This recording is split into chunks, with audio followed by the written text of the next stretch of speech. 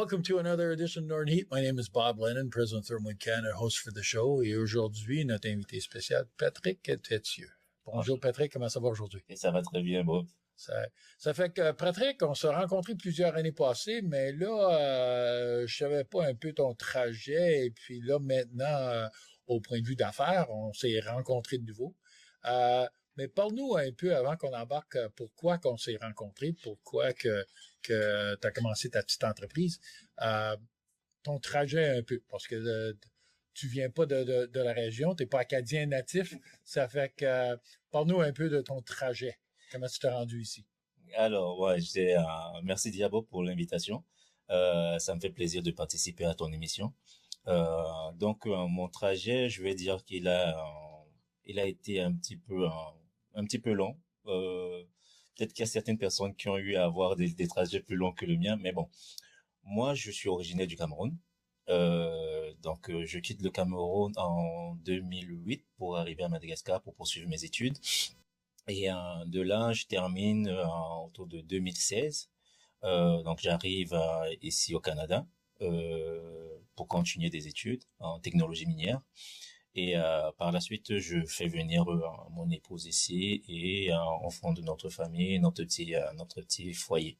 Donc, par la suite, j'ai travaillé un petit peu dans des foyers de soins.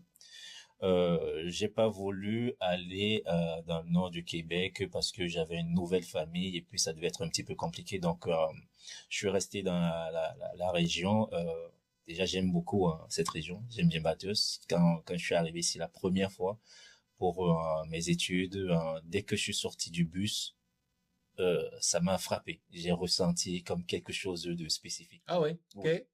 Ouais, je le dis très souvent, vraiment quelque chose de spécifique. Je sais pas si c'était parce que c'était à cause du feuillage brun de l'automne ou quoi que ce soit, mais j'ai ressenti cela et puis j'ai toujours voulu La senteur de l'eau salée. Ouais, on va dire. Donc, c'est comme ça que je suis resté là. J'ai travaillé un petit peu dans les foyers de soins et par la suite, j'ai décidé de prendre un cours de consultance en immigration. Ce qui m'a mené présentement à mon activité professionnelle. Et puis cette envie de suivre ce cours, je crois peut-être m'est venue du fait que c'est moi qui avais fait les démarches d'immigration de mon épouse et c'était quelque chose que j'ai aimé, j'ai apprécié et je me suis dit pourquoi pas me lancer là-dedans, c'est quelque chose d'intéressant. J'ai commencé à chercher pour voir où est-ce que je peux faire des cours et j'ai fait des cours en ligne et ensuite j'ai passé l'examen d'accès à la pratique et voilà, je suis devenu consultant réglementaire en immigration canadienne. Ça fait que c'est intéressant. Tu as commencé dans les mines. Oui. Puis la région de Bathurst, parce que quand tu es venu en 2008, la mine de Brunswick était encore fonctionnelle, elle opérait encore, puis elle a opéré jusqu'en 2013. Ça fait qu'il y avait déjà une mine, mais t'es pas venu ici pour ça. C'est ça, parce que effectivement, comment j'arrive en 2016, je termine mes cours en 2018. Ah, c'est en 2016 que t'es venu. OK, excuse-moi, t'as parlé de 2008. C'est quand j'étais à Madagascar, quand je suis arrivé à Madagascar. Mais de 2016 à 2018, je crois peut-être jusqu'en 2019, la mine en Brunswick, parfois elle ouvrait, après elle refermait. Ça c'est Caribou? Oui, Caribou. Okay. Elle ouvrait, je pense, c'était compte tenu du contexte de la valeur du minerai qui se vendait. Donc parfois, quand c'était haut, elle ouvrait, mais quand ça baissait, elle fermait. Donc moi j'ai pas eu la chance vraiment de travailler là-bas. Bon. Mais la vie change, hein? La vie change. La vie change. Mais c'est intéressant que tu t'expliques que ça a tout débuté en passant à travers toutes les applications que tu avais besoin pour ton épouse. Oui. Parce que après ça aussi, quand elle arrive, il y a aussi le processus après de demande de résidence permanente qu'il faut faire, puisqu'on arrive comme un travailleur étranger. Donc ça, ce sont les résidents temporaires. Ensuite, au fil d'un certain temps, et puis après avoir rempli certaines conditions d'éligibilité, on peut soumettre la demande de résidence permanente. Et après avoir aussi rencontré encore d'autres conditions d'éligibilité, on peut soumettre la demande pour devenir un citoyen canadien, que nous sommes maintenant depuis 2023.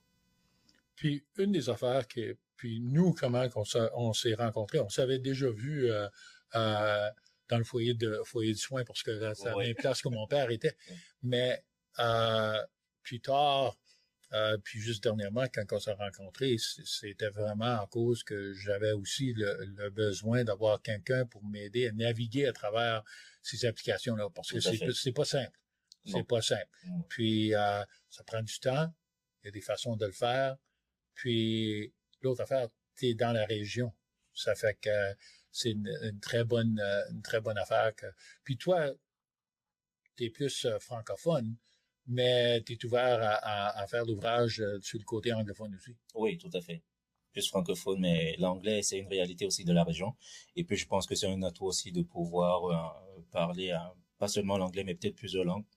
Je suis pas trop bon avec les autres langues, mais oui, par rapport à l'anglais aussi, ça va.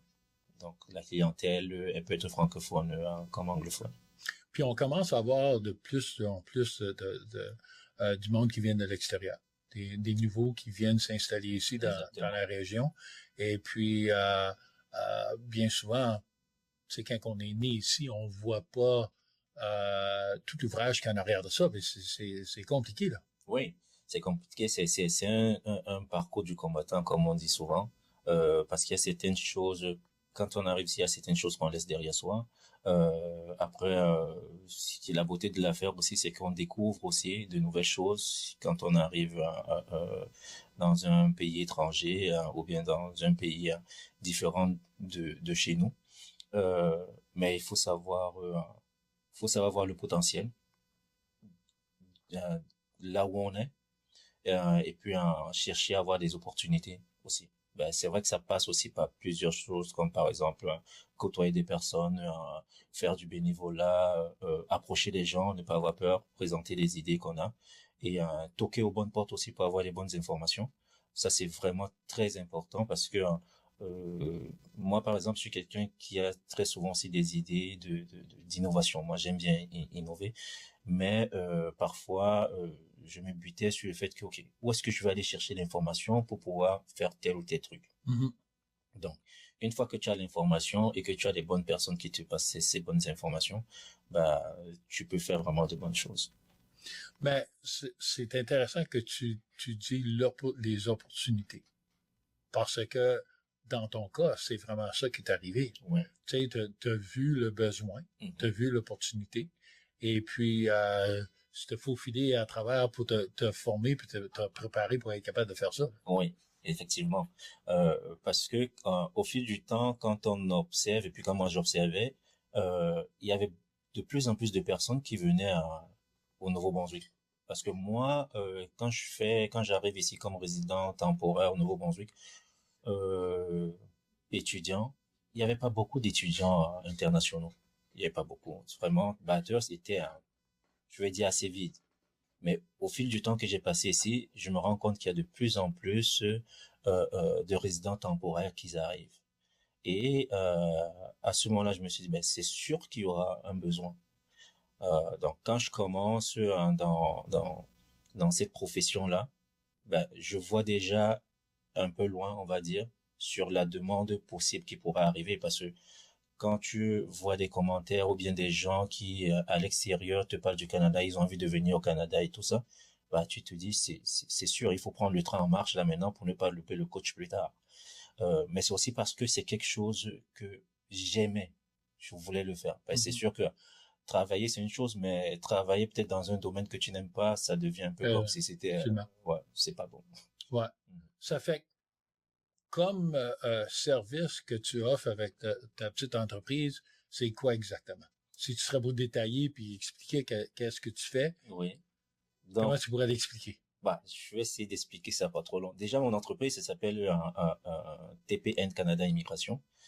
Et puis, c'est une entreprise qui offre des services en immigration canadienne. Donc, les services sont variés pour les particuliers comme pour les entreprises, les employeurs. Donc, au niveau des particuliers, j'aide, j'assiste ces différentes personnes dans leur démarche pour, par exemple, obtenir un permis de travail, un permis d'études, un visa de visiteur, un parrainage, ce qu'on appelle souvent le regroupement familial, et puis d'autres différentes choses, comme par exemple vérification de la documentation, et puis voilà, demande de résidence permanente et demande de citoyenneté aussi. Maintenant, côté employeur, j'offre des services pour les assister à pouvoir avoir les employés dont ils ont besoin, vérifier si c'est que leur documentation d'immigration leur permet de travailler avec cet employeur-là, ou alors si c'est qu'ils ont des profils de l'extérieur, par exemple, assister ces employeurs à aider les futurs employés à soumettre leur demande de permis de travail.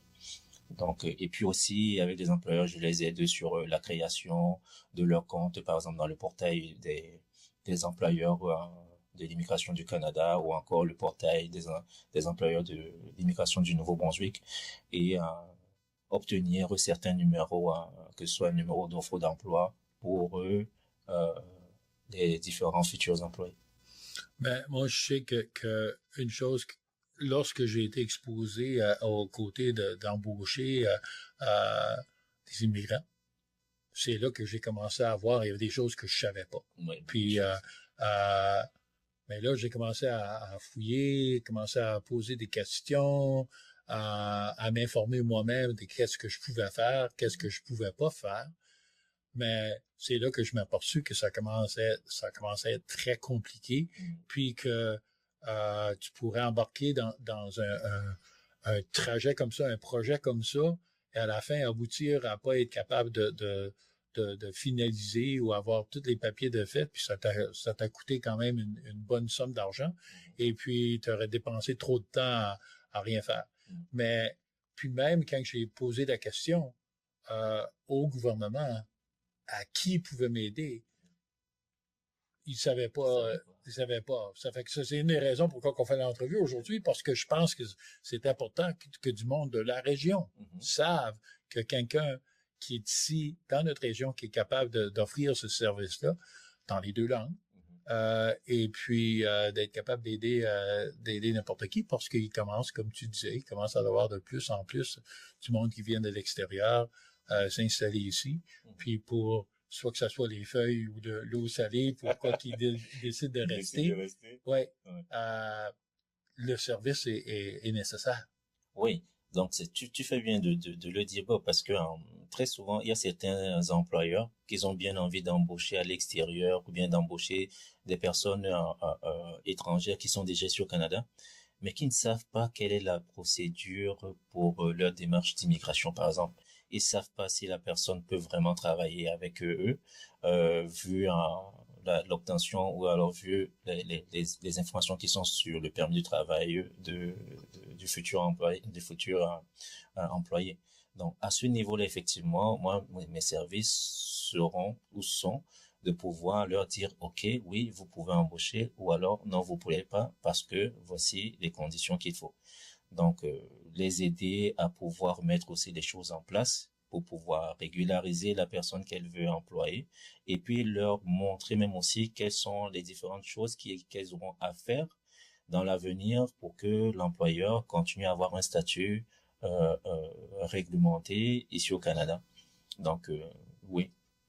Il y a des gens qui n'ont pas trop de temps aussi pour passer à travers toute la paperasse. Ah non, moi, j'avais pas le temps, ça fait que je suis bien content que tu es arrivé sur la scène. Ça fait que si quelqu'un est en train de se préparer, veut savoir un petit peu plus de comment que ça se passe, sont dans une situation comme moi je l'étais aussi, être en train d'embaucher quelqu'un qui vient de l'extérieur et vraiment de voir que c'est un petit peu plus compliqué, puis j'avais pas le temps de le faire. Comment est-ce qu'ils font pour te rejoindre? Alors, on peut me rejoindre de plusieurs façons. Par téléphone, déjà, je peux donner mon numéro. Oui. Oui, le 506-252-1110.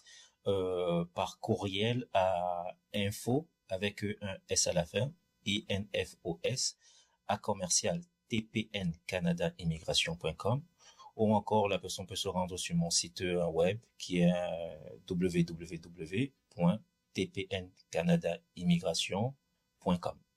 Ah ben parfait. Là, le monde peut te rejoindre. Ça fait garde. Je te remercie beaucoup pour Merci bien. être ici dans la région pour nous offrir ce service merveilleux parce que c'est de quoi que on a besoin. Il y a plus de monde qui viennent. Ça fait que je pense que c'est une bonne chose qu'on a. Ça fait que je te remercie beaucoup pour avoir rentré aujourd'hui pour faire l'entrevue avec nous. Ben, ça m'a fait plaisir. Et puis, j'espère qu'on se reverra très bientôt encore. Absolument. And there we have it. Another edition for Northern Heat for this week, the place you come to listen to the stories that haven't been discovered yet.